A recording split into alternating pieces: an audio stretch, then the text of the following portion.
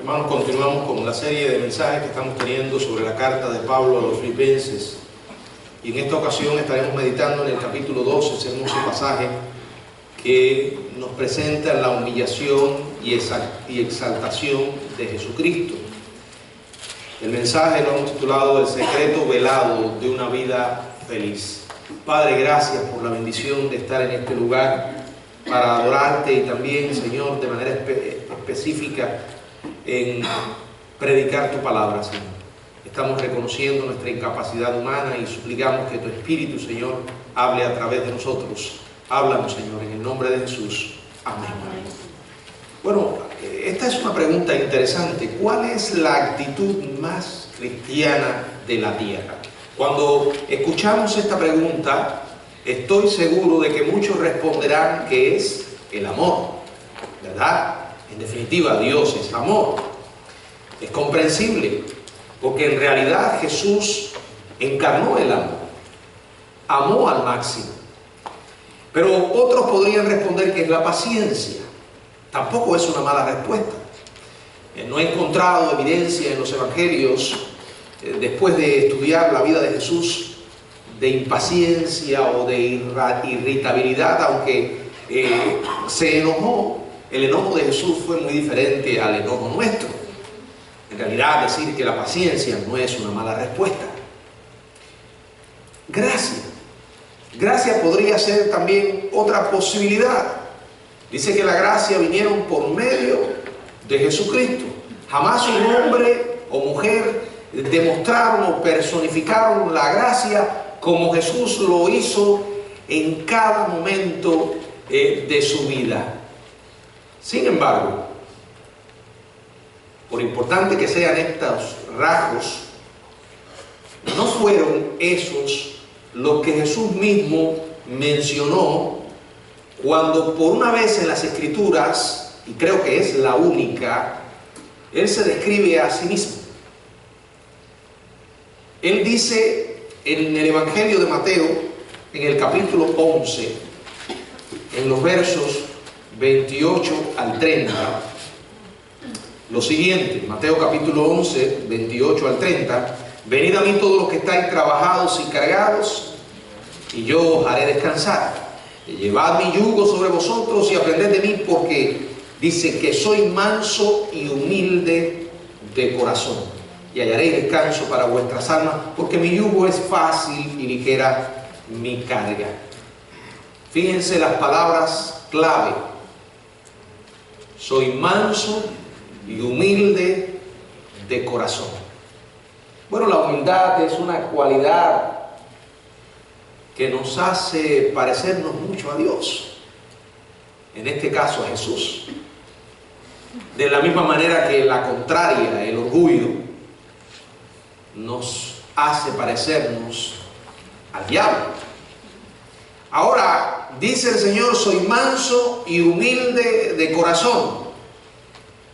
Y porque fue manso, pudo llegar a lo que llamamos abnegación. Por ser manso, fue abnegado. De acuerdo con el testimonio de Jesús, esa es la actitud más cristiana que podemos demostrar.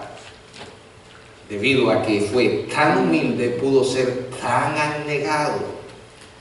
Una persona abnegada es una persona que sirve a otros, que se sacrifica por otros, en la expresión en que Jesús lo hizo. Encontramos el máximo ejemplo de lo que es abnegación. En el último que pensaba era en él mismo. Ser humilde de corazón es ser sumiso hasta el fondo de nuestras almas. Es una actitud antinatural. No somos por naturaleza humildes y mucho menos abnegados. Más bien somos inclinados al egoísmo. Nuestra naturaleza depravada nos lleva al egoísmo. La humildad es algo sobrenatural. Implica estar más interesado en servir a otros que lo que estamos en resolver nuestros propios problemas. Alguien que es verdaderamente abnegado es una persona generosa, generosa con su tiempo, con sus posesiones, con su energía, con su dinero. Y esto se expresa de varias maneras. Voy a poner algunos ejemplos. Cuando hablamos de un esposo que es abnegado, estamos hablando de un hombre que subordina sus propios deseos y sus requerimientos a los de su esposa o de su familia. Cuando decimos que una madre es abnegada, estamos hablando de una mujer que no le molesta dejar de lado sus planes por el bien de sus hijos. Cuando decimos que un atleta es abnegado, pensamos en alguien a quien el equipo es lo que le interesa, no ganar para sí los más altos honores, sino poner en alto el nombre de su equipo. Cuando un cristiano es abnegado, es alguien que ha llegado al punto en su vida en que lo más importante son otros. O sea, el orgullo no tiene espacio para operar en el corazón de un hombre o una mujer de Dios que es abnegada. Ahora, dije que era antinatural, y ciertamente lo es, porque nuestra sociedad es una sociedad egoísta. Es la sociedad de agarra todo lo que puedas, ¿verdad? ¿Y cuántas veces nos dejamos llevar por esto? O sea, este concepto de tener una actitud abnegada, de servir de corazón a otros, parece un chiste para la mayoría, una broma. Pero felizmente hay unos pocos que desean desarrollar esa actitud. Y puedo asegurarte que si llevas a cabo ese deseo, vas a comenzar a manifestar gozo. Y te vas a encontrar con el secreto velado de una vida feliz. Porque contrario a lo que la gente piensa, la felicidad no está en satisfacerse uno mismo. Al menos no es eso lo que enseña la palabra de Dios. La felicidad es encontrar sentido y propósito en algo que podemos hacer para servir a otros. Vamos a analizar el ejemplo que nos presenta la Biblia, el ejemplo perfecto, el modelo completo, la persona de nuestro Señor Jesucristo en este pasaje de Filipenses 2, que se conoce como la humillación y la exaltación de Jesucristo. Esto forma parte de la carta de Pablo a sus amigos de Filipos, y pienso que lo que él dice con respecto a esto nos va a ayudar a levantar la niebla de la indefinición y nos va a capacitar en cómo hacer para que esto suceda en nuestras vidas. Él comienza con un ruego en Filipenses 2, en los versos del 1 al 4, dice: por tanto, si hay alguna consolación en Cristo, si algún consuelo de amor, si alguna comunión del Espíritu, si algún afecto entrañable, si alguna misericordia, completad mi gozo, sintiendo lo mismo, sintiendo el mismo amor, unánime, sintiendo una misma cosa. Nada hagáis por contienda o por vanagloria, antes bien con humildad, estimando cada uno a los demás como superiores a él mismo, no mirando cada uno por lo suyo propio, sino cada cual también por lo de los otros. Bueno, esto es obvio. Para Pablo, la mayor preocupación es que no haya desunión, que no haya conflicto entre sus hermanos en Cristo. Y aquí es como si él estuviera rogando: cualquier cosa que ocurra, no permitan que el egoísmo se cuele como un ladrón y le robe el gozo e interrumpa la unión. Porque el egoísmo, el orgullo, son actitudes que podemos clasificar también como ladrones del gozo. Ahora, ¿qué se necesita para que esto realmente ocurra? Más que todo, armonía. Una armonía que gira en torno a la comunión con una persona. Esa persona es Jesús. Si usted observa el énfasis en el capítulo 2, verso 1, gira en torno a la persona de Cristo, consolación en Cristo y en consecuencia consuelo de amor en Cristo, comunión del Espíritu en Cristo, afecto entrañable en Cristo, misericordia en Cristo. Sacas a Cristo y se desarma el castillo. O sea, es imposible tener unidad y tener comunión entre personas o con personas que no tienen a Jesucristo. La clave es el Señor. Y esa disposición unánime solo se puede lograr a través del Señor. Leo otra vez. Por tanto, si hay alguna consolación en Cristo, si algún consuelo de amor, si alguna misericordia, si alguna comunión del Espíritu, si algún afecto entrañable, si alguna misericordia, completad mi gozo, sintiendo lo mismo, teniendo el mismo amor, unánimes, sintiendo una misma cosa. Esto habla de unidad. Una genuina abnegación llena del Espíritu que engendra fuerza y disemina el regocijo. Unidad. Unidad, no dije uniformidad. Cuando hablamos de unidad, no necesariamente significa que tenemos que estar de acuerdo en todo. No. Ese no es el espíritu que se enseña aquí. De hecho, dice la palabra unánimes, unidos en espíritu, un término acuñado por Pablo. Unánimes significa de un alma. Personas que logran tener armonía porque tienen los mismos deseos, las mismas pasiones y las mismas ambiciones en torno a la fe que comparten. Repito, no es uniformidad. Hay una diferencia entre unidad y uniformidad. Por ejemplo, la uniformidad es algo que se logra o que solo se puede lograr con la presión externa. Por eso a veces hay iglesias que pueden ser uniformes o intentar ser uniformes, como un ejército. Acuérdense que la palabra uniformidad encierra la palabra uniforme. Nos vestimos igual, lucimos igual, sonamos igual, pensamos igual, actuamos igual. ¿Les parece bien? Eso no es saludable, ¿no?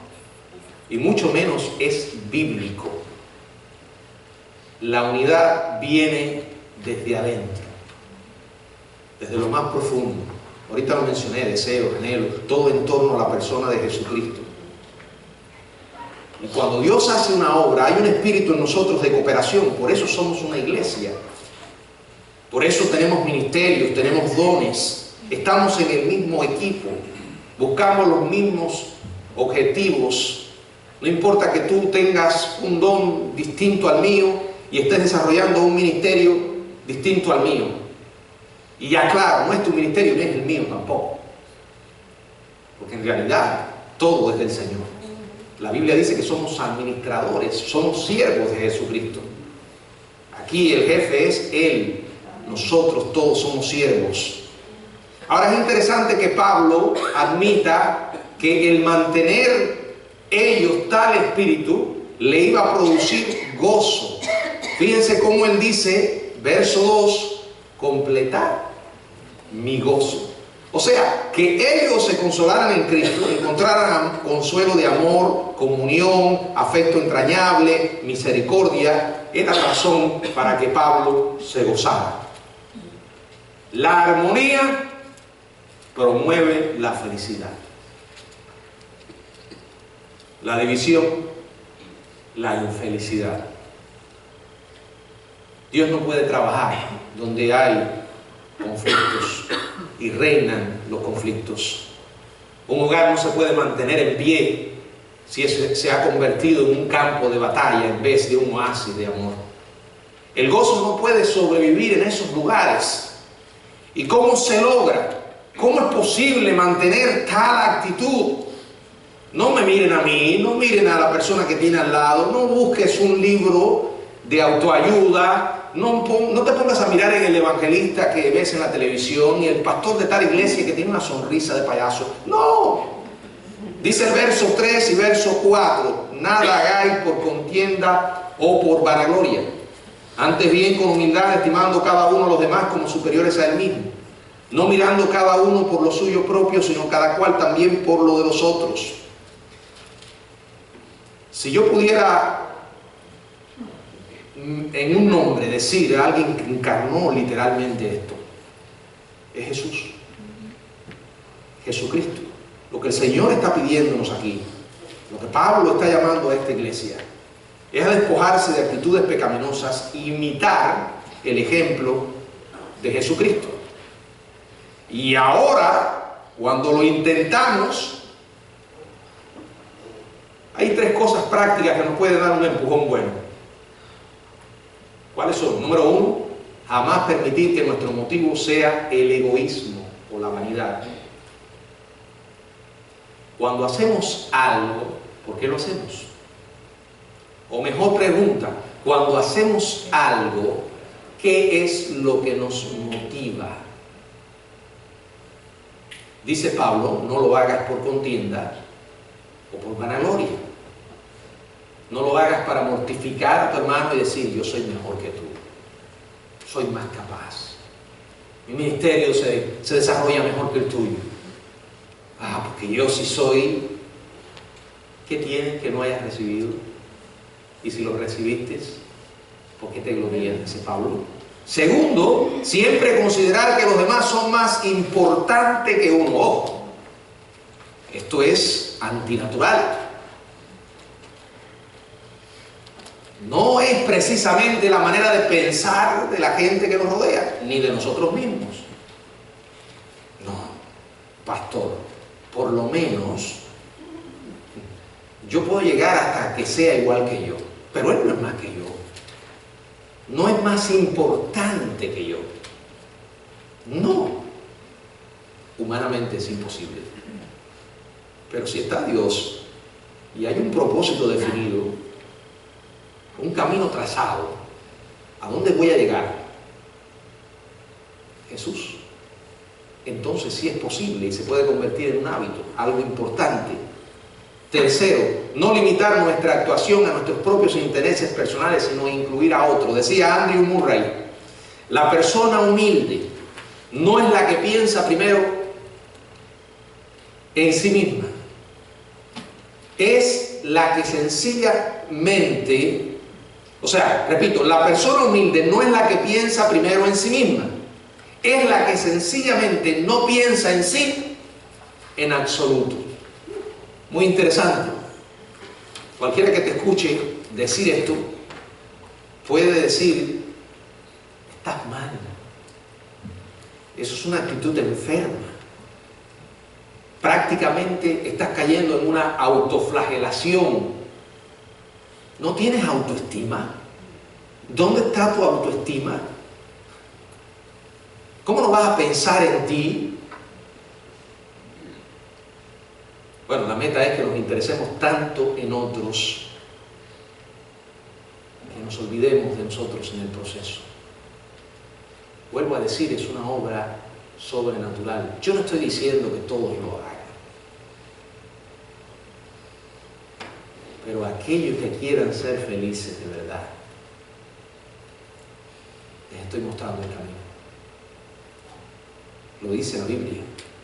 Quizás nunca te hayas percatado de que fue una actitud similar la que hizo que Jesucristo dejara los cielos y viniera a la tierra. El esplendor del cielo, sé del cielo lo que puedo leer en la Biblia. Hay muchas cosas que Dios no nos ha dado a conocer. Es solo, Él nos dio una pequeña probadita. Quiere decir que lo que nos tiene reservado es inmensamente mayor a lo que nos ha revelado. Y allí estaba el Hijo. Y de allí vino el Hijo. ¿A dónde? A un mundo dañado por el pecado, a un pesebre en Belén, para comenzar en el pesebre y terminar en el Calvario, en una cruz, una muerte abominable. Ninguna muerte es agradable, pero esa para los judíos era la más terrible. Era la máxima expresión de la humillación, ser crucificado como un delincuente. ¿Cómo pudo él hacer esto? Dice el verso 5: haya pues en vosotros este sentir que hubo también en Cristo Jesús. Fíjense que qué clase de actitud la del Señor. Y aquí nos da más información: el cual, siendo en forma de Dios, no estimó el ser igual a Dios como cosa que aferrarse, sino que se despojó a sí mismo, tomando forma de siervo y hecho semejante a los hombres, y estando en la condición de hombre, se humilló a sí mismo, haciéndose obediente hasta la muerte, y muerte de cruz. Todo lo que estaba implicado en que Jesús se volviera humano comenzó con una actitud de sumisión, una disposición a cooperar en el plan de Dios.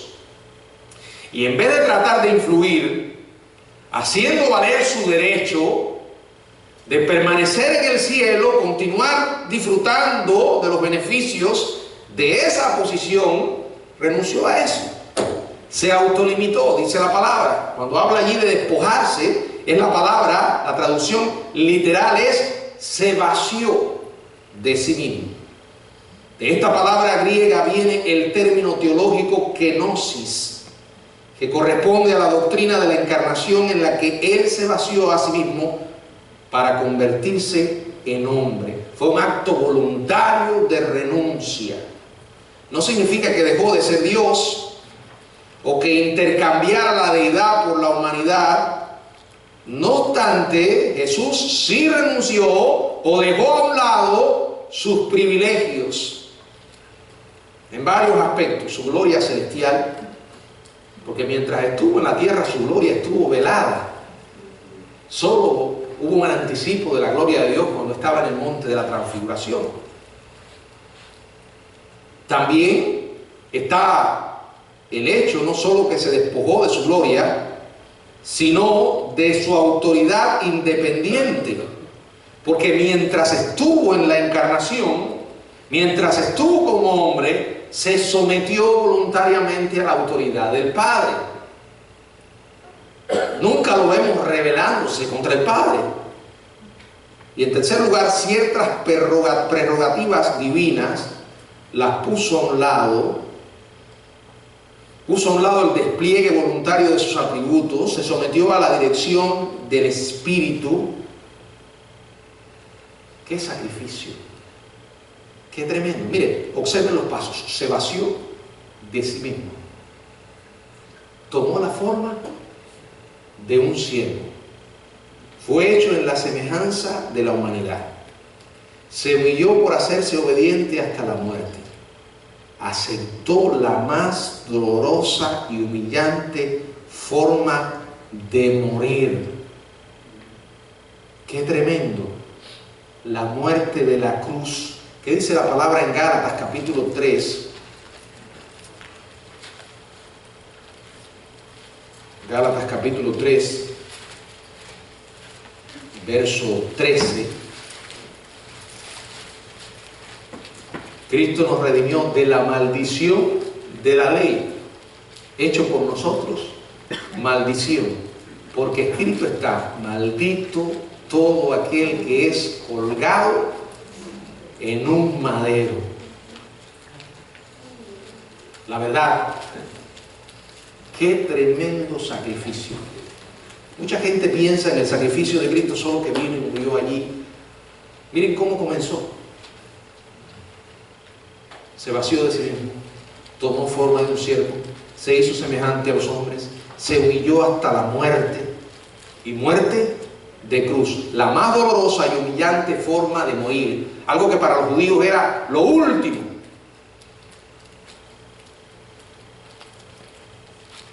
¿Y cómo lo hizo? Si usted va a Hebreos capítulo 12, verso 2,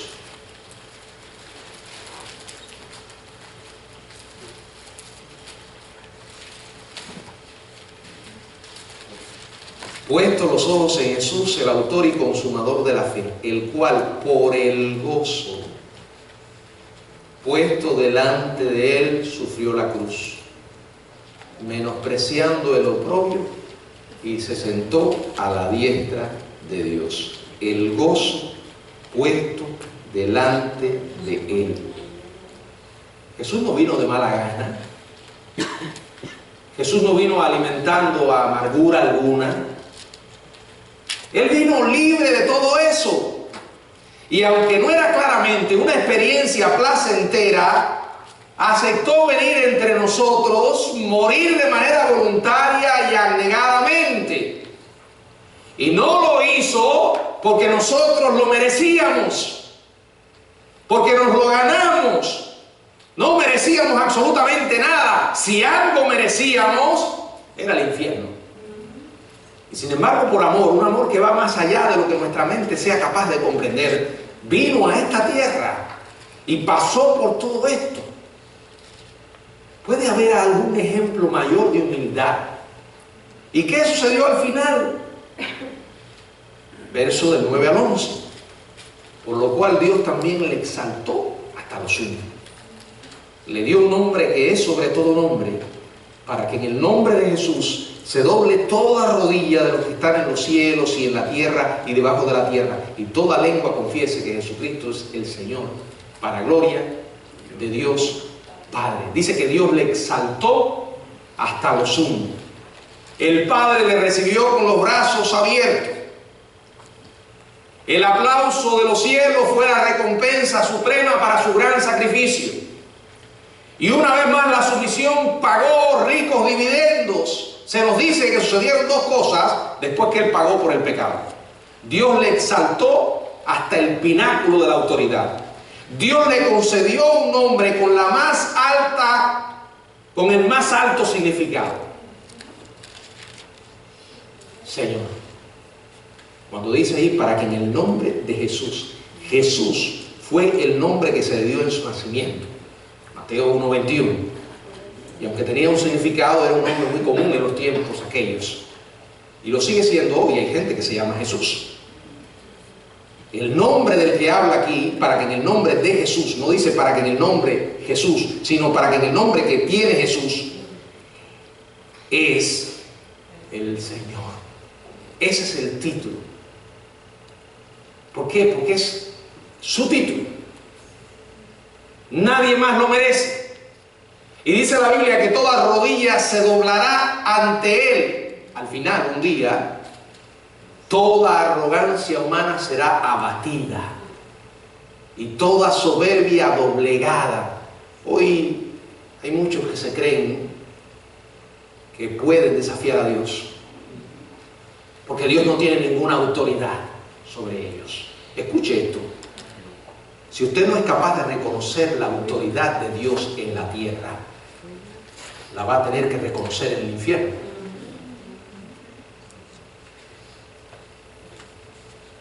Allí va a estar su ira. Allí va a estar su juicio. Toda rodilla se doblará. Por encima de la tierra, todos los ángeles se inclinarán y todos los que nos han predecido. Sobre la tierra, todos y cada uno de los seres vivientes, aquellos que le aman y le adoran, incluso aquellos que le niegan y le desprecian, un día en el futuro, todo en la tierra se inclinará ante Él. Debajo de la tierra, el diablo y sus fuerzas demoníacas, junto a aquellos que han muerto sin fe, incrédulos y perdidos. Aquellos que le rechazan durante toda su vida jamás serán reconciliados. El cielo y la tierra finalmente será lleno de personas felices, redimidos por la sangre de Cristo, que han disfrutado de su preciosa gracia, pero bajo la tierra estarán aquellos que tienen su parte en las tinieblas de afuera, el lago de fuego. Ellos se burlaron de la autoridad de Cristo en la tierra, tendrán que reconocerla en el mismo infierno. Rehusaron atender al llamado de la gracia divina y ser reconciliados con Dios en el día en que podían haber salvo. Esto no es un juego, hermanos. Hoy puede parecernos que este mundo está de patas arriba, pero amados, esto va a coger su lugar. Nos vamos moviendo en una dirección. Dios es Dios independientemente de que la gente lo quiera reconocer o no. El Señor es Señor y todo el mundo tendrá que reconocerlo en un momento determinado. ¿Con qué derecho? Con todo el derecho del mundo. Él es el Señor. Y fue un Señor que conquistó la gloria transitando por este valle de miserias humanas. Y si algo marcó su vida fue la abnegación y la humildad. No nos parecemos más a Jesús cuando imitamos este ejemplo. Por eso nuestra oración todos los días debe ser esta: Señor, ayúdanos a ser humildes. Dame un corazón generoso. Tú sabes que por naturaleza no lo tengo. Ayúdame a ser abnegado, que pueda aprender a pensar un poco más en otros que en mi propia vida. Cuando me sienta inclinado a querer y querer más para mí, me acuerde que hay otros a los que debo extenderles la mano. Este mundo va a pasar, dice la Biblia, y sus deseos. Pero el que hace la voluntad de Dios permanece para siempre. ¿Por qué? Porque va a entrar en la eternidad. Y esa no tiene fin.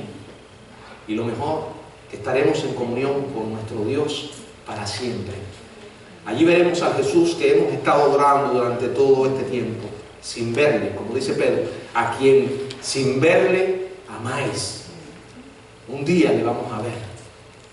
Cara a cara espero verlo, más allá del cielo azul. Él está esperando por nosotros. Y dice que fue a preparar lugar para nosotros. ¿Qué tiempo nos queda aquí? Poco. Bueno, yo no sé, a los más jóvenes le queda más. Aquellos que ya pasamos de los 40, que somos más dignos de un pésame que de felicitación. Estamos más cerca del Señor. Estamos más cerca del Señor. ¿No se pone a pensar en eso? ¿No le produce un gozo increíble eso? Ahora, hermanos, tenemos que decir: Señor, ayúdame a aprovechar lo que me quede. Si puedo marcar alguna diferencia en la vida de alguien, úsame, Padre. Tú sabes que soy un saco de imperfecciones, pero sé también que tú me amas a pesar de todas esas imperfecciones. Dame oportunidad para servir a otros. Dame oportunidad para compartir de ti con otras personas. Y miren, cuando uno lo hace, ya no tiene tiempo para preocuparse de sí mismo. Y somos personas más felices. Ese es el secreto. Que el Señor nos ayude a poder disfrutarlo. Que les bendiga.